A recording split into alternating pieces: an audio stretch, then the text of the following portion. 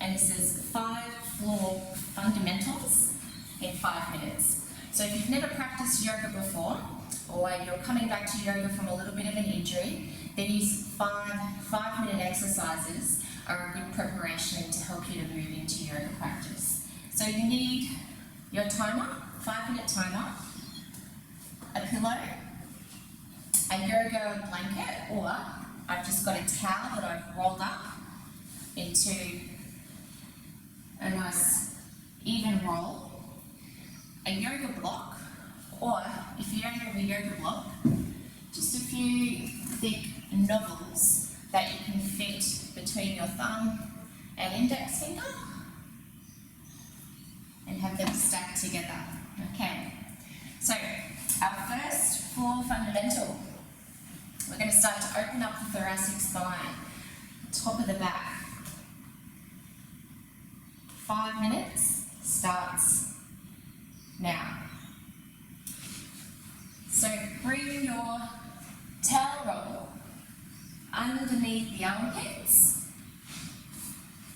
your pillow to the end of your mat, and you're going to lie down flat with the towel roll, so it's just underneath the armpits. Okay, so when I've laid down, my towel roll now seems like it's down a little bit too low.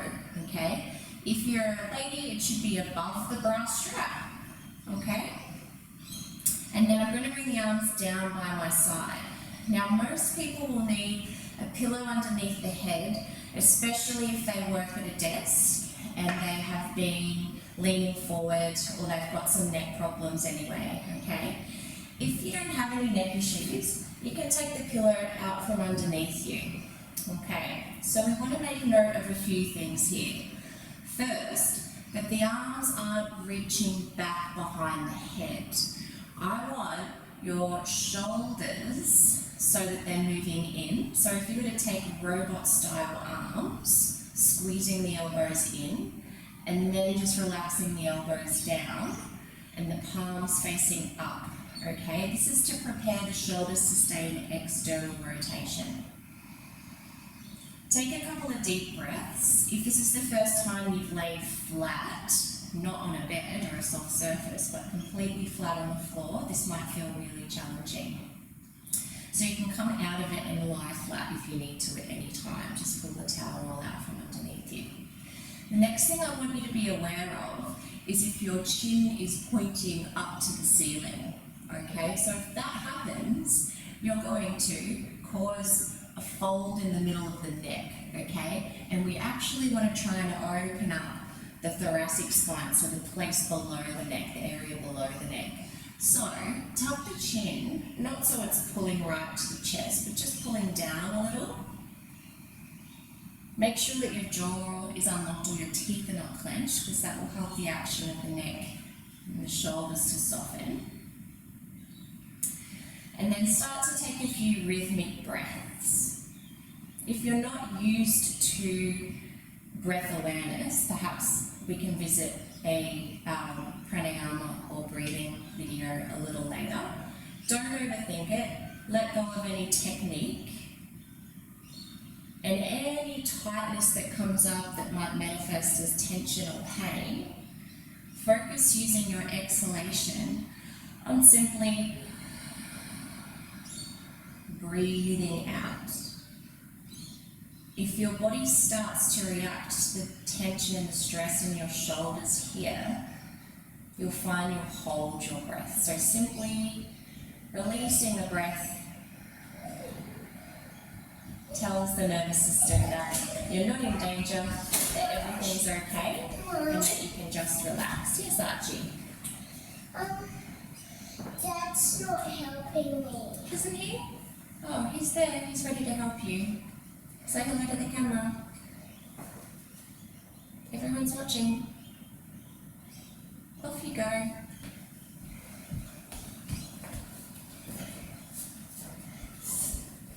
So making the time to do any kind of yoga practice or anything for yourself is clearly not always possible. So you've just got to do your best and work with what you've got going on around you. if you're going to save time for yourself when there's no distractions, then you'll rarely have any time to do things for yourself. Again, just coming back to the breath. If it's becoming too strong, you can always just move the bottom down to the next segment where you feel a little bit of stiffness, making sure that the roll is not above the armpits or above the shoulders. You can start to reach the arms out, but again, just tuck the elbows down so that the elbows are no higher than the shoulders. We want to work on the upper traps opening up. Yeah.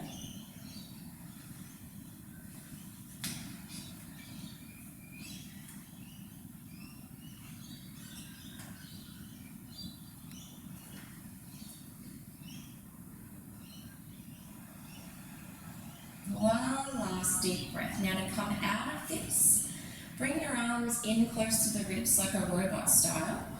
Dig the elbows down, lift the head, the chin towards the chest. And then if you just dig your elbow into the ground, roll to the side, and push your blanket away, you should be able to come all the way back onto your back. So there's our first 5-minute timer, and we're going to stop and start it all over again. Okay, so your second exercise,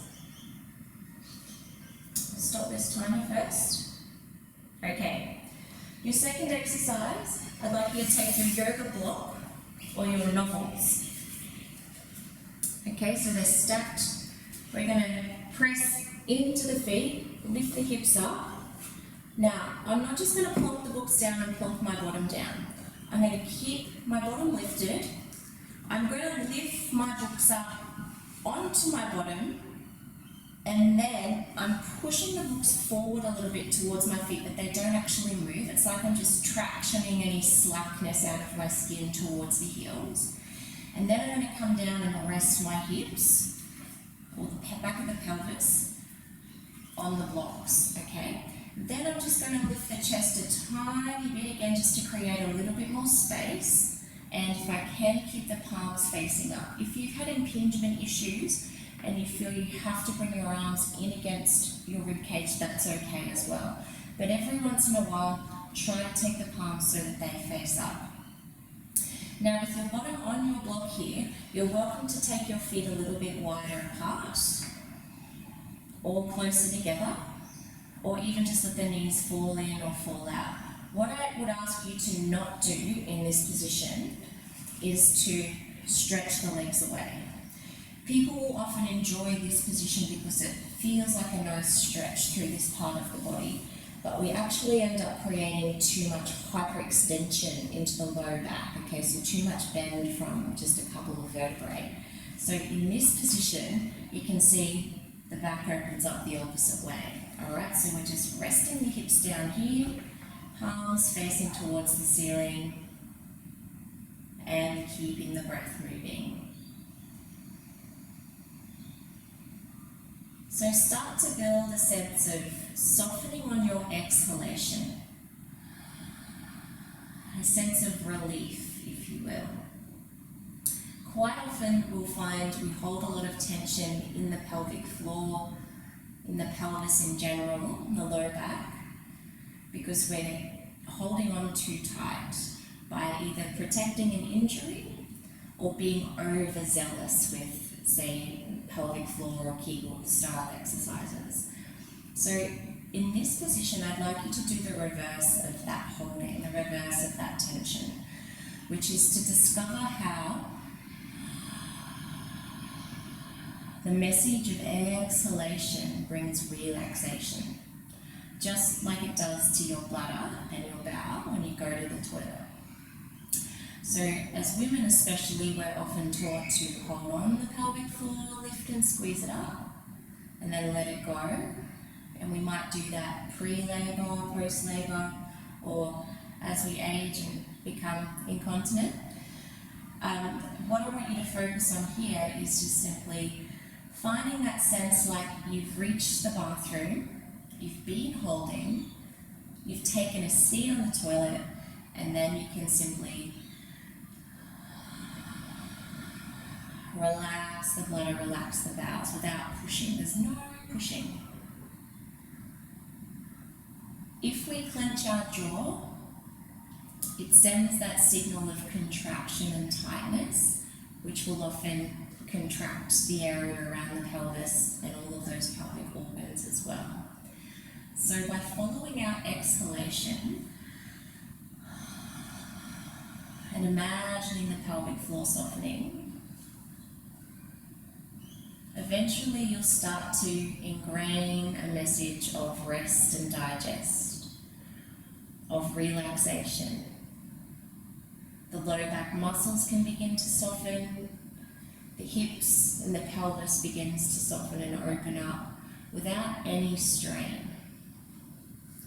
If you find that this is becoming too strong, just squeeze the buttocks, tilt the pubic bone towards you, gently lift up and push the box to the side. Otherwise, we'll stay here for a few more minutes. 5 minutes can seem like a very long time on the ground, especially if you have not spent very long on the ground or lying on your back in an unsupported position, so not on the bed or the couch yet. Every exhale, again, that rest and digest, that soft, relaxed breath. There's our 5 minutes. So we'll pause our timer,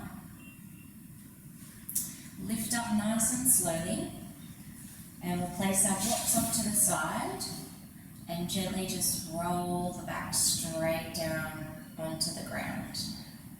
Okay, so we're going to revisit this posture very shortly. To come out of this position, just bring your knees up, roll all the way over onto your side, knees up high, and then use your arm and your bottom knee to push up onto all fours. Okay, so the next preparation might be too strong for you if you've got hip, knee, or wrist problems. Give it a go, but perhaps don't hold it for the entire 5 minutes if this doesn't work for you. So you can just come onto all fours like so. My fingers are spread wide, index finger faces forward, okay? I'm going to consciously try and unlock my elbows so that I don't rest on my joints, okay? Secondly, if the knees are needing a little bit of extra pain, I'm just going to walk the knees up onto the pillow. Okay, starting our next timer for 5 minutes.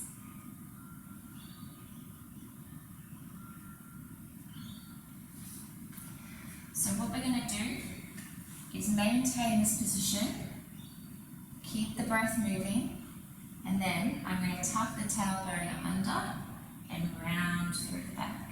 So start to get a sense of movement from this part of your pelvis. I'm pressing down gently into the shins, yeah, not too strong. I'll remove the pillow just so you can see better, but you can keep yours there if you've got it there. And try and maintain this position as you breathe. Check that the index finger knuckles don't lift up. Check that you're not locking out your elbows, yeah? There's almost a sense that I'm trying to push the elbows out against an imaginary door frame.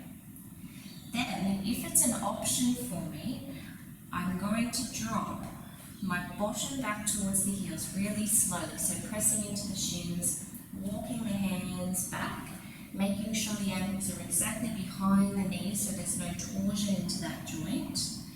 And then pushing into the shins, I'm going to lift back up, maybe walking the hands a little bit further forward. This time, I'm going to drop the pelvis the opposite way, lifting it up while the tail is high, my collarbones are open, and I'm going to see if I can breathe in this position. Watch that you don't let your shoulders hug up to the ears, you want to draw them down. And I'm going to round through the back again, drop a little bit into the knees, maybe just hold it here if I've got restriction from a knee or hip injury or ankle injury. You can always curl your toes this way if necessary, or place a blanket underneath the feet if you're finding that this is too much stretch on the back of those, on the top rather of those feet. Dropping the hips back to the heels. Again, coming back up onto the knees. So drawing open through the hips, keeping the fingers spread really wide. Round again through the back, and perhaps hold it there if you can't go any deeper, or bottom back towards the heels. Don't let your knees take all of the weight. Walk your hands with you, push into the shins. Again, coming back up onto the knees, fingers are spreading really wide. I'm going to draw open the front of the body, bending the back of the body, armpit muscles are in, and rounding through the spine. Hold it here for a few more breaths. If you have never weight there through your wrists before, it's often a real barrier to beginning, even just a beginner's yoga class. There's a lot of weight bearing on all fours, a lot of upper body work is required. So if you can't stretch your wrists into this almost right angle position, just practice that at your desk from time to time. It can help. Again, starting to drop back, pressing into the shins, walk the hands in a little bit closer. Now, if it's available to you, you're going to bring your elbows down, rest the head either on your blocks if they're handy or your books. Or you can rest your head straight down on the mat or with the hands folded underneath. Avoid bringing the hands back into this traditional child's pose at first, because it will just make the shoulders more rounded in, okay? And we're trying to open them up to prepare for our yoga practice. Wonderful. So there's our second timer. Pushing back up into the shins, coming back up onto all fours once again. We'll stop our timer there, and then we'll make our way all the way over onto our belly. So you can bring yourself down sort of push-up style. If you have trouble doing that, bring yourself down on one hip, and then come down onto the belly, and the hands are going to come underneath the head, okay, so the neck is straight. If this is too strong for your back, and you're not used to laying on the floor flat, you're going to grab your pillow, pop it underneath the pelvis and the belly button, so that when you lie down, you've got a little bit more openness through the back, okay? Then we're going to take again the head down to the ground. I'm just sort of wiggling walking my hips back here to create a bit of length through the back. You can also just sort of wiggle your bottom from side to side, like a bowl of jelly, okay? So just to let the low back relax.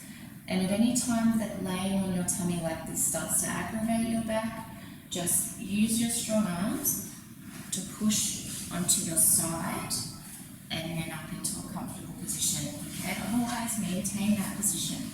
Okay, so I want to make this nice and even for our neck, so we'll just be really specific with the timing here, doing a minute on each side from here. So bringing your left ear down and just resting it on the hands which are folded underneath the forehead. So I've got the hands resting on my temple. So I'm going to be a little bit exact here because it's going to help me to find some balance between both sides of the neck.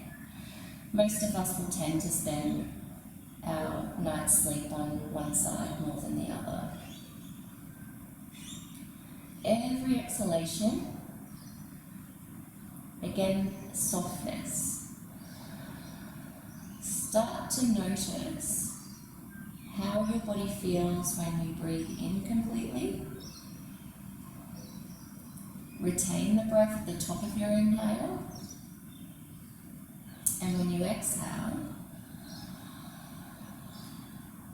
notice any sensations.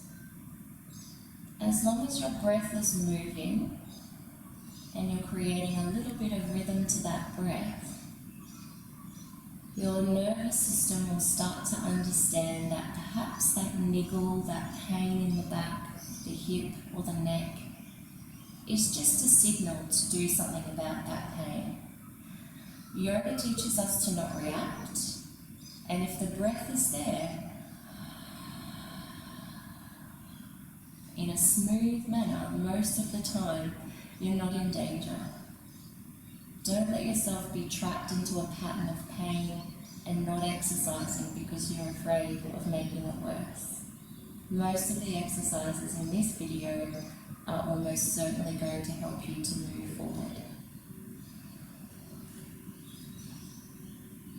Okay, so another minute on the opposite side. So lift up slowly, bringing the left ear up, and turn really slowly your chin towards the left. Don't come down on it yet. Take a breath there. And then if you can, start to settle down onto that right side temple and relax the shoulders, let it go. Now if your neck is just too blocked, lift off the hands, come down a little more so your head's resting perhaps on the right eye or even back to center. Take a breath. And then moving slowly, just gradually increasing that rotation. So you might come back down sort of more towards the right eye and cheekbone. Or perhaps the neck is ready for you to come and rest on the temple or closer to the ear as you did on the opposite side. Okay, tension is fine. Breathe. If there's really sharp shooting pain anywhere, or you're working into an injury, move out of the position a little and then back into it, encouraging mobility as opposed to causing more restriction by reacting to that pain. As long as the breath is there, you should be fine to practice this position. Think not about just the neck, also relaxing your jaw and your shoulders. Feeling the way the chest is moved into the ground when you breathe in. Feeling the way the back softens on your exhale when you breathe out.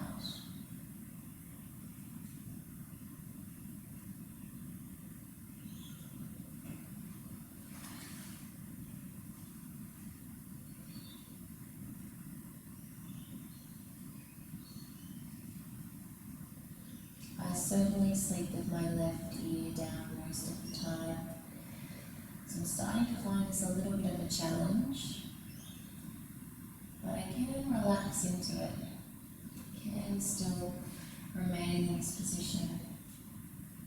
If it's becoming really agitating, I might just bring the fine straight down, coming back to neutral. Okay, so let's all slowly lift and come back to a neutral position first. Turn the chin towards the right elbow, so my head is still lifted. I'm just creating a counter movement to the opposite side. And then I'll come back to center once again. This time resting the forehead onto the mat. Bringing my hands in either side of the chest and then close, okay? Now if you have a lot of apprehension in your back, if you're worried that you're going to hurt yourself pushing back onto your knees here, simply start to roll onto one side, pull the knees up and round your back, and that should give you some relief. Breathe. And then pushing into your bottom knee and your top arm, you'll be able to sit back up, okay? If you're able to, from your belly position, round back first, go for it. That's going to give you a really good counter position. And then our final of our five fundamentals is to come into Shavasana. So I would highly encourage no pillow. If you've got to bring a pillow under your neck or one book under your neck, you can. try and rest in a really easeful anatomical position. Okay, so I've straightened out through the legs. I've got the pillow underneath the knees just to stop the knees from hyperextending.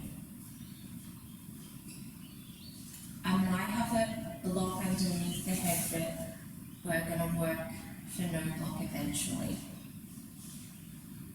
This position is called Shavasana.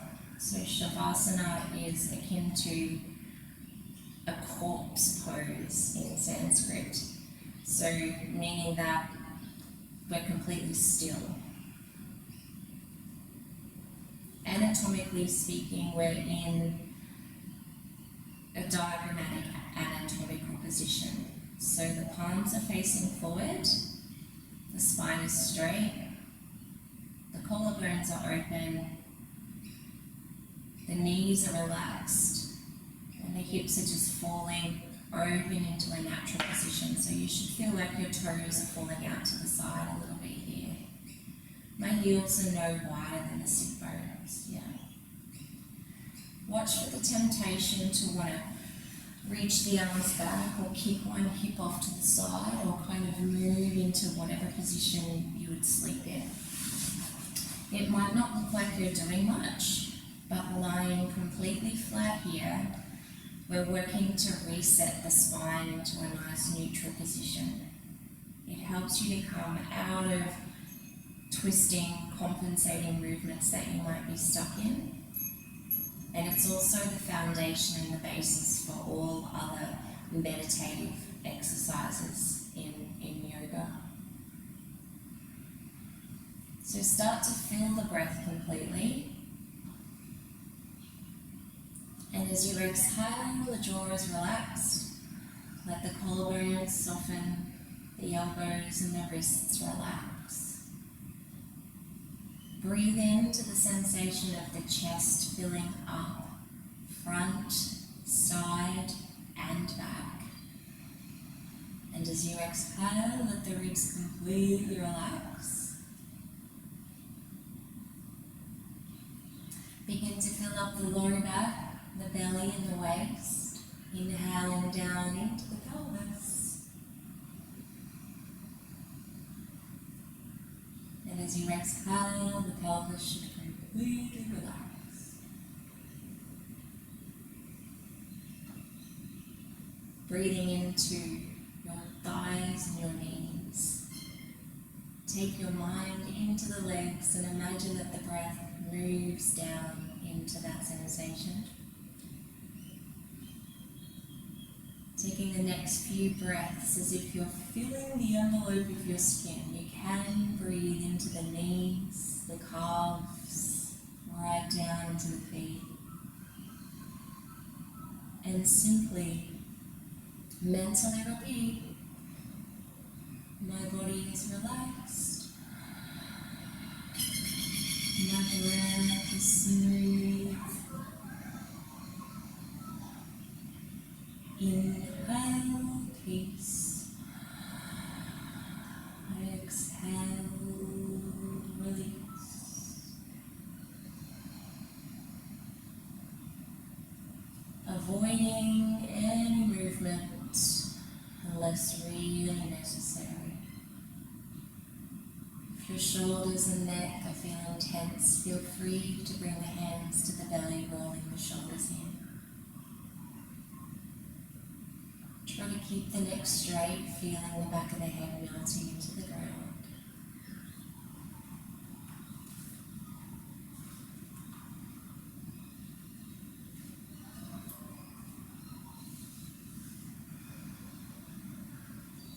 So you can spend longer than 5 minutes here. You can also break this sequence down into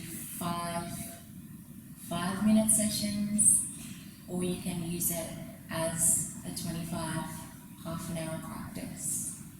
These 5 floor fundamentals done 5 times a week are going to help you to move into any beginner yoga course, or perhaps you can carry them through your life just to maintain good posture and joint mobility. Thanks for watching.